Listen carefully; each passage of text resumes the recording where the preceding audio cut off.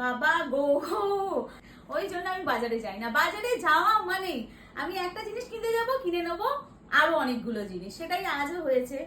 আমি অ্যাকচুয়ালি গেছিলাম এই রেইনকোট কিনতে। এই যে রেইনকোট কিনতে গেছিলাম একজনের, সেটা হচ্ছে আমার দিদির ছেলে। এই যে আমার দিদির ছেলের জন্য ওকে একটা রেইনকোট গিফট করবো বলে ডাক ব্যাগে, তো এটা একটাই কিনতে গেছিলাম। সেটা কিনতে গিয়ে আমি আমার জন্য একটা কিনে নিয়েছি। তারপরে দেখলাম দিবাকরের একটা রেইনকোট ছিঁড়ে গেছে, দিবাকরের একটা রেইনকোট কিনেছি। এই যে এই একটা রেইনকোট, এই একটা রেইনকোট, এটা ব্যাগটা দিয়েছে এক্সট্রা। এই একটা রেইনকোট, তিনটে ডাক ব্যাগের রেইনকোট 1200 করে দাম, ঠিক আছে। আচ্ছা, তারপরে কিনলাম এই ডাস্টবিনটা আমার ছেলের জন্য। আর এইটা হচ্ছে ওই টেবিলের উপরে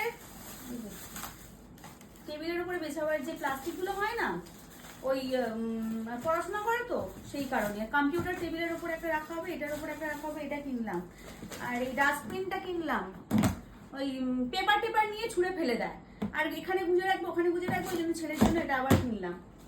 আর এইটা কিনেছি 3টে 90 টাকা। তার সঙ্গে একটা গামলা কিনে নিয়েছি, মানে একটা দেখছি আরেকটা পছন্দ হয়ে যাচ্ছে। আর এটা পছন্দ না, আরেকটা কথা মনে পড়ে যাচ্ছে যেটা আমার সংসারে লাগবে, ওটা দেখতে গিয়ে ওটার কথা মনে পড়ে যাচ্ছে। এটা লাইলনের গামলা, এটা নিলাম, এটা 90 টাকা নিয়েছে।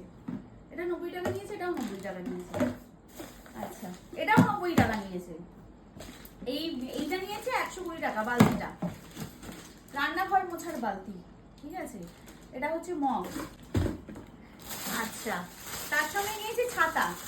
ছাতা দুটো নিয়েছি, একটা আমার ছেলের জন্য আর একটা হচ্ছে আমার ননদিনীর জন্য। দুটো কেসি পালের ছাতা রয়েছে, 3 ফোল্ডের ছাতা।